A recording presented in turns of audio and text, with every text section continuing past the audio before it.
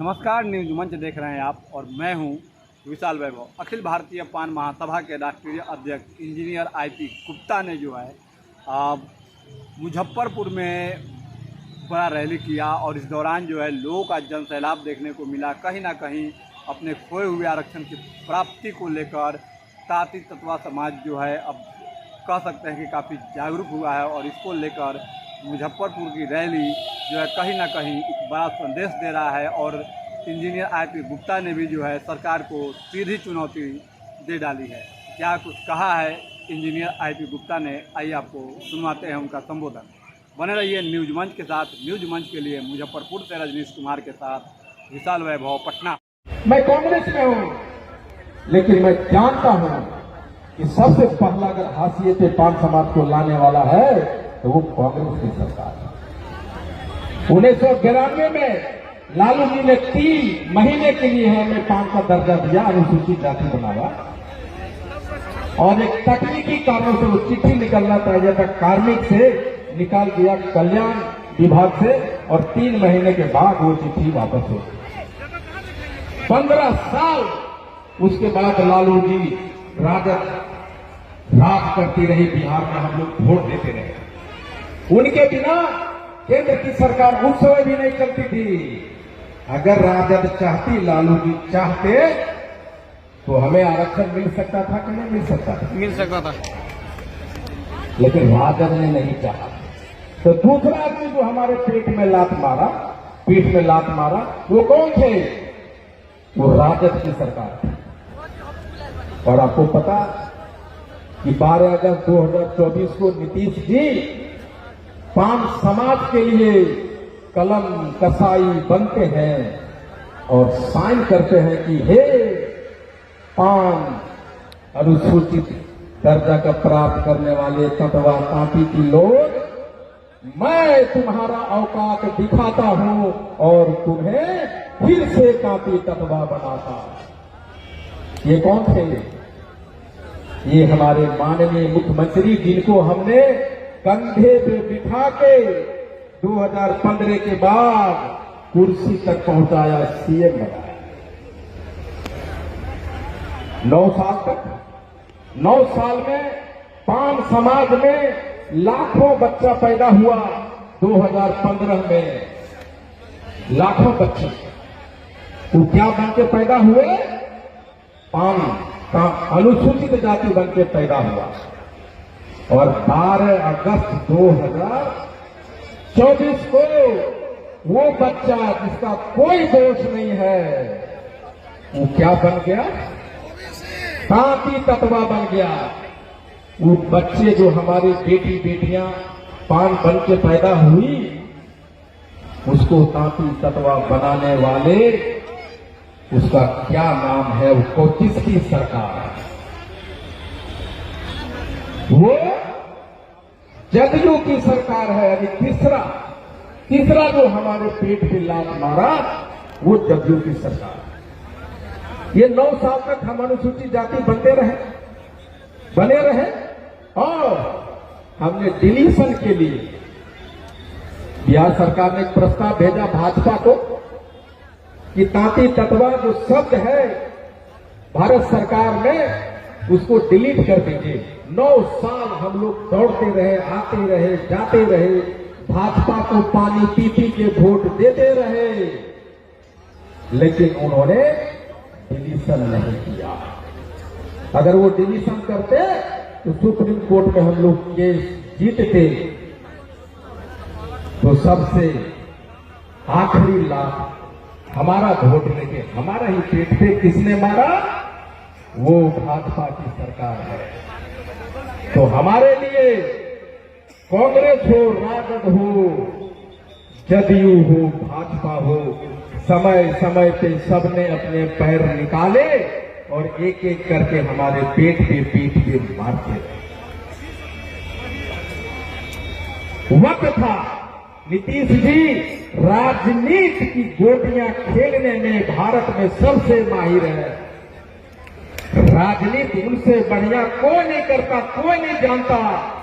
इसीलिए मुख्यमंत्री बने हुए हैं, 11वीं 12वीं बार मुख्यमंत्री बने हैं।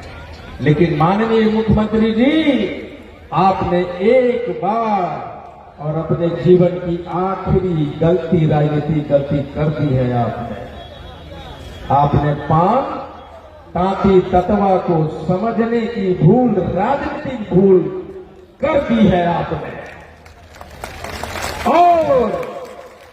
और उस राजनीतिक भूल को पान तांती तत्वा अब आपको दोबारा सीएम की कुर्सी तक नहीं पहुंचे। आपके पास मौका था, आप चाहते तो हम लोग जो बार बार कह रहे थे कि माननीय मुख्यमंत्री जी, सुप्रीम कोर्ट के आदेश है कि आपका नोटिफिकेशन रद्द हुआ, हमसे मिलिए, हमारे दुख में शामिल होइए।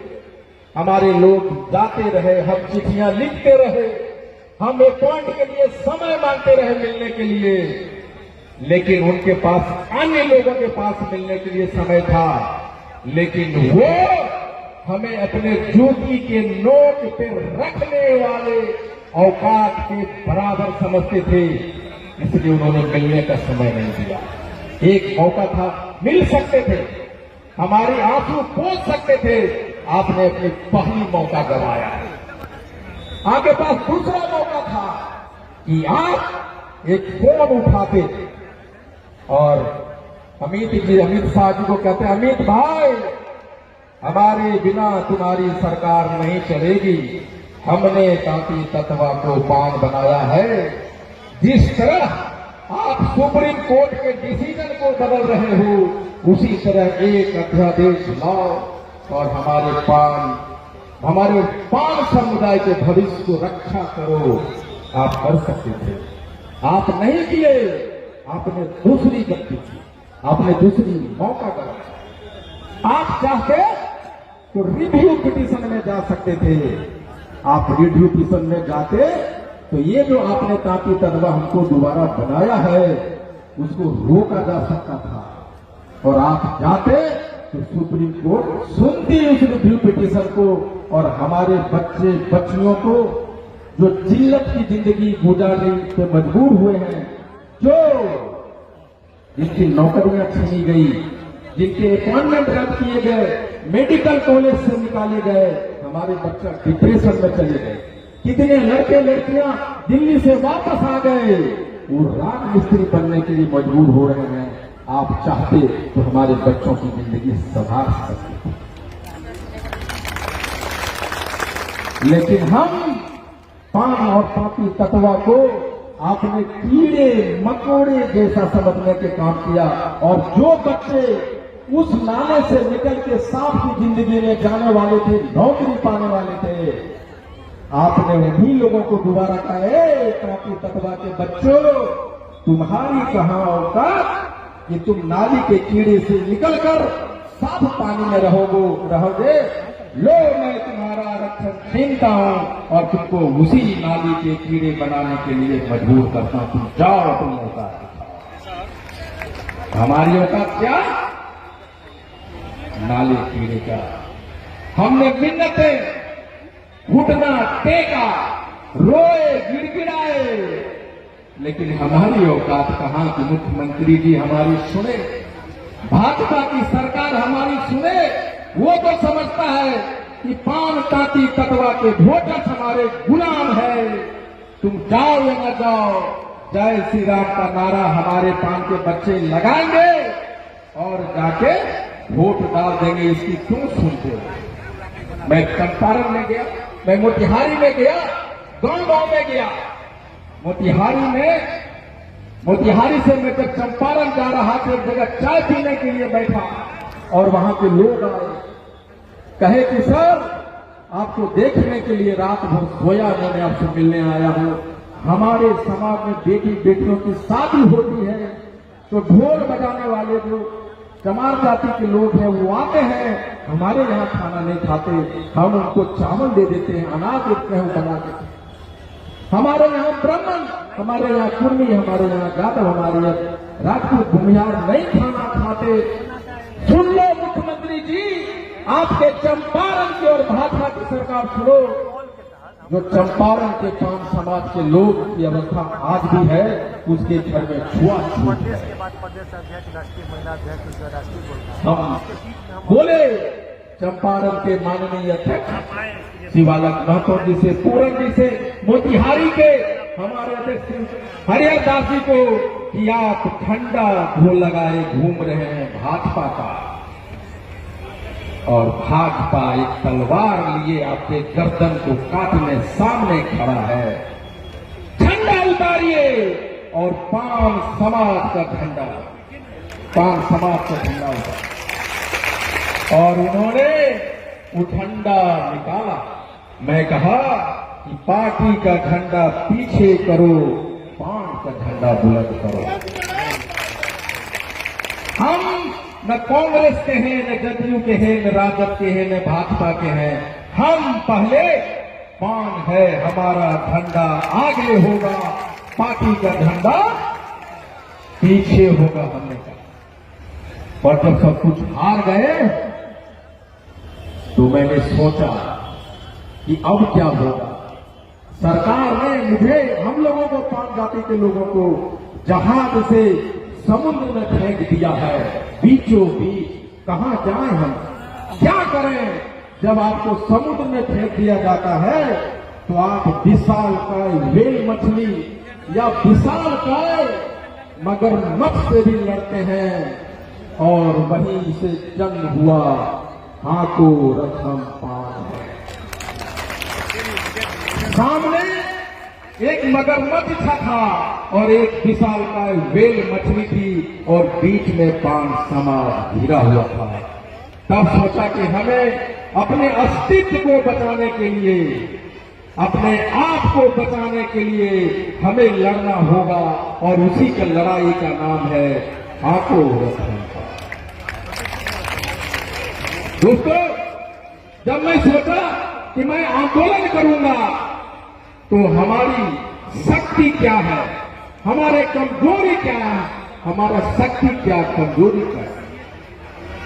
तो फिर हमने पीछे देखा और देखता चला गया, चलता चला गया, चलता चला गया, और मैंने देखा पान समाज का, पांची तत्वा का कोई इतिहास नहीं।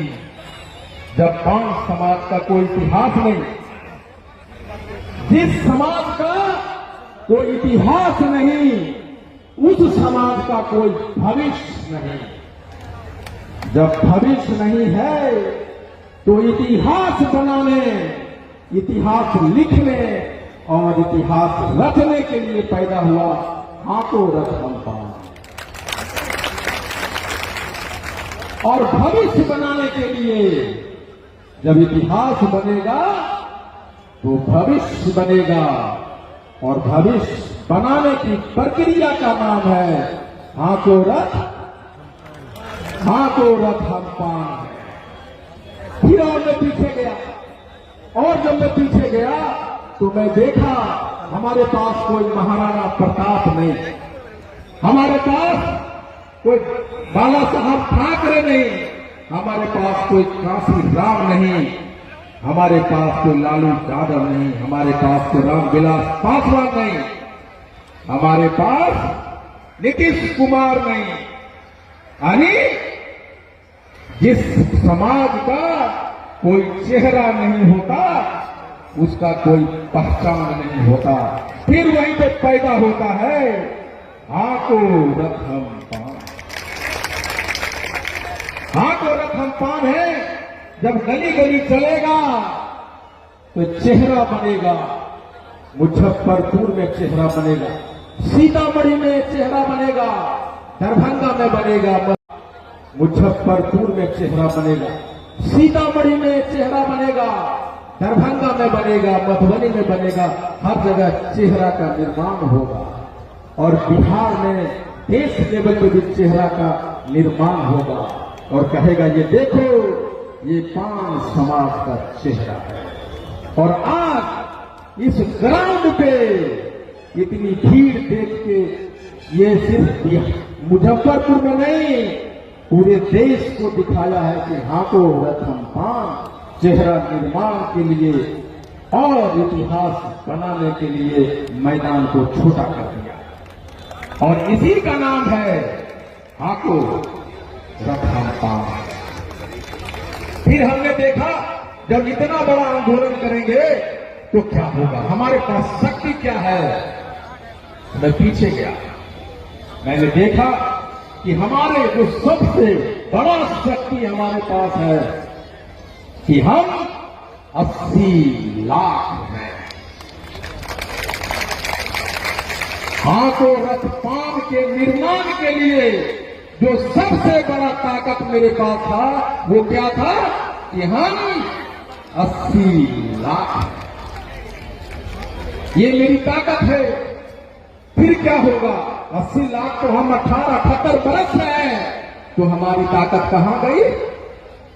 80 लाख आज से नहीं है, बहुत दिनों से फिर ताकत कहां गई। फिर मैंने देखा कि हमारी और ताकत क्या है, इस 80 लाख लोगों में हमारी ताकत क्या है। तो हमने देखा कि हम भावुक लोग हैं, हम रोने वाले लोग, हम दुख बांटने वाले लोग, एक दूसरे को गले लगाने वाले लोग। ये जो भावुकता था मेरी ताकत थी, जाके गुप्ता था। और वहां से जन्म होता है हाको रथ हम पान है। उसके बाद दोस्तों और क्या ताकत थी हमारे पास। मैंने देखा कि एक मेरी मां, उसके पास कपड़े नहीं थे पहनने के लिए, ब्लाउज नहीं थी, साया पहनती थी, उसके विषय से अपने शरीर को ढकती थी और अपनी पूरी जिंदगी गुजारती।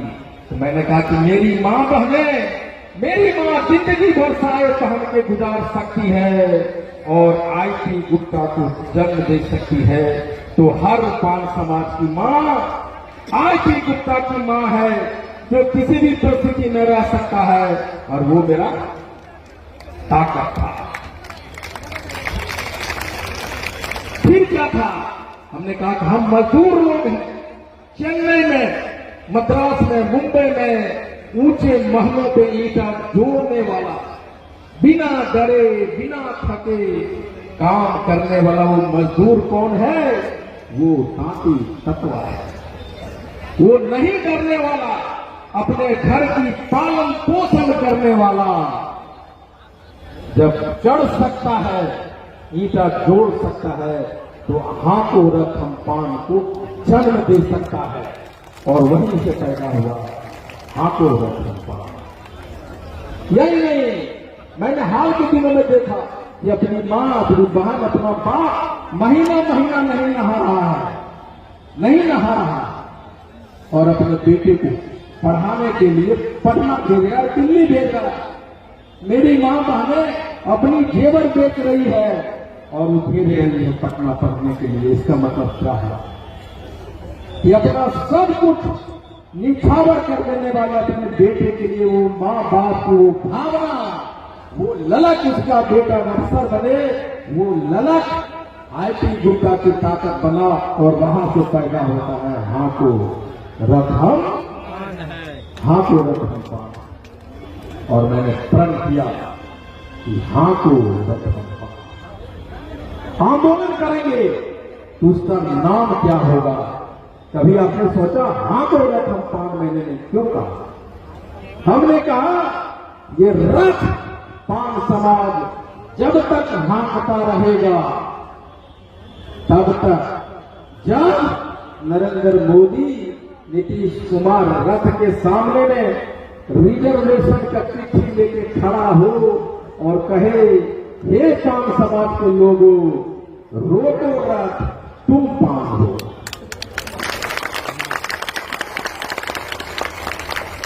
वो रथ तब तक चलता रहेगा जब तक ये जो हुक्मरान है वो आके कहे नहीं कि रोको रथ, तुम पान। ये तो हमारे ताकत थे। चैलेंजेस क्या था, चैलेंजेस क्या था मेरे सामने।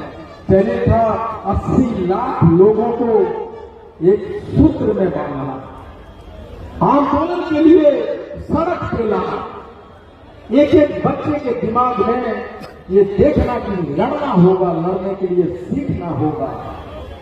ये मेरा चैलेंज था और मैंने कहा कि आईपी गुप्ता, तुम अपना गर्दन ऊंचा करो, दुश्मन तुम्हारा तलवार लेके सामने खड़ा है।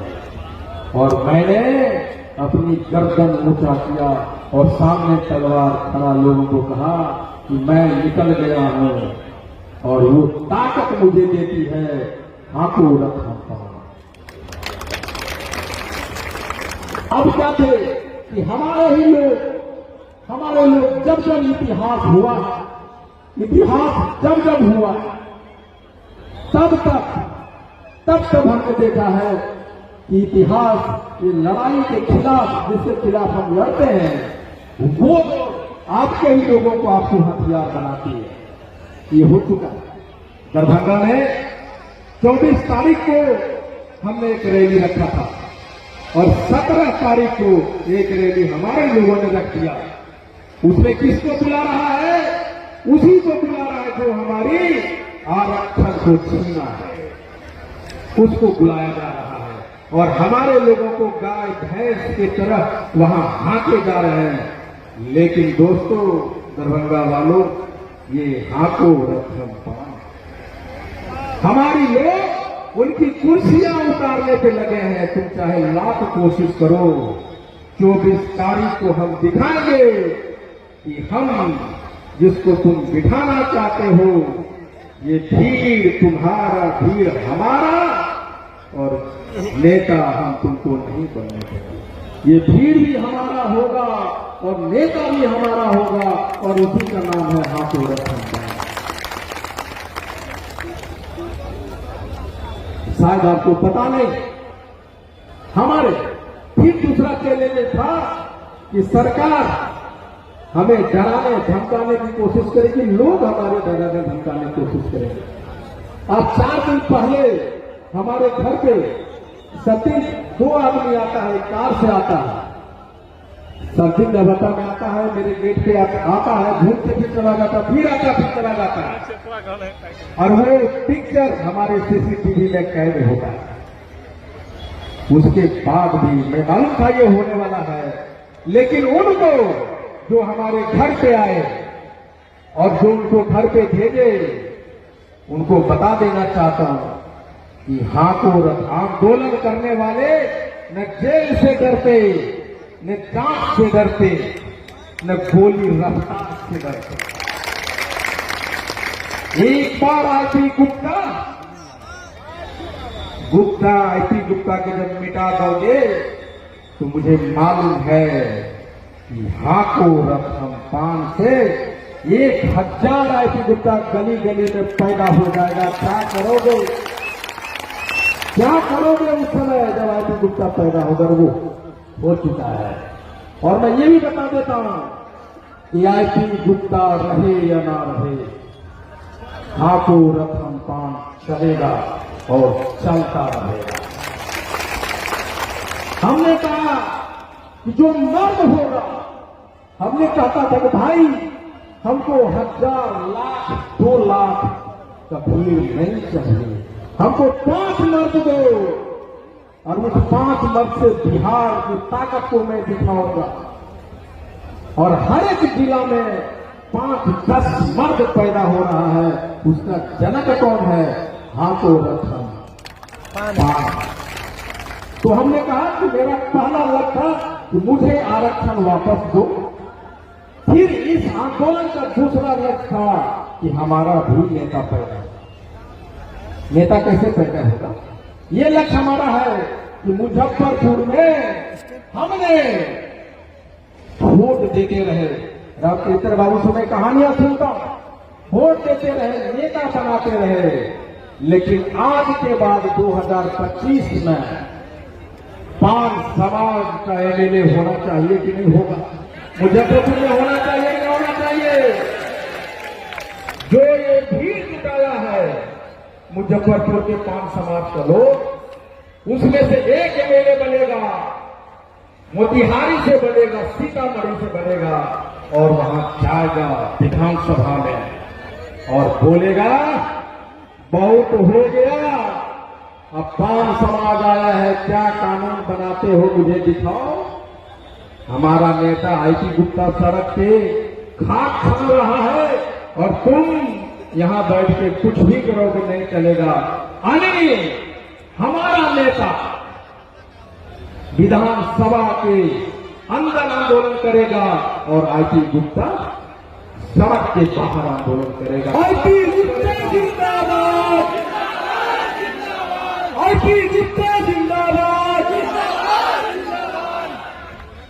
और तब तक करता रहेगा जब तक हमें आरक्षण नहीं मिले। दूसरा कारण था कि नेता पैदा करना, हमारा नेता हो। हमारे पास हमारे घर में थाने में केस नहीं लिए जाते, हॉस्पिटल में इलाज नहीं करता, आईजीएमएस पीएमसीएच में कोई जाता है उसका एडमिशन नहीं होता और वो प्राइवेट हॉस्पिटल में जाता है। एक गरीब की जमीन, उसकी बेटी की शादी रखे हुए पैसे सब खर्च हो जाते हैं। लेकिन जब हमारा नेता होगा, मुजफ्फरपुर का एमएलए होगा तो मुजफ्फरपुर लोग जाएगा, बोलेगा कि भैया हमारा एडमिशन नहीं हो रहा है पीएमसीएच में, हमारा थाना में एफआईआर नहीं ले रहा है, तो हमारा अपना एमएलए होगा मुजफ्फरपुर का, तब तो दरोगा को फोन करेगा, क्या बात है बड़ा बाबू, ये 5 का बच्चा एफआईआर लीजिए, वरना 5,000 आदमी के साथ में आपके थाना पर आते हैं, घेर के बैठ जाते हैं, आपको लेगा कि नहीं लेगा? एफआईआर लेगा ना। इसलिए दूसरा है कि हमारा नेता पैदा हो।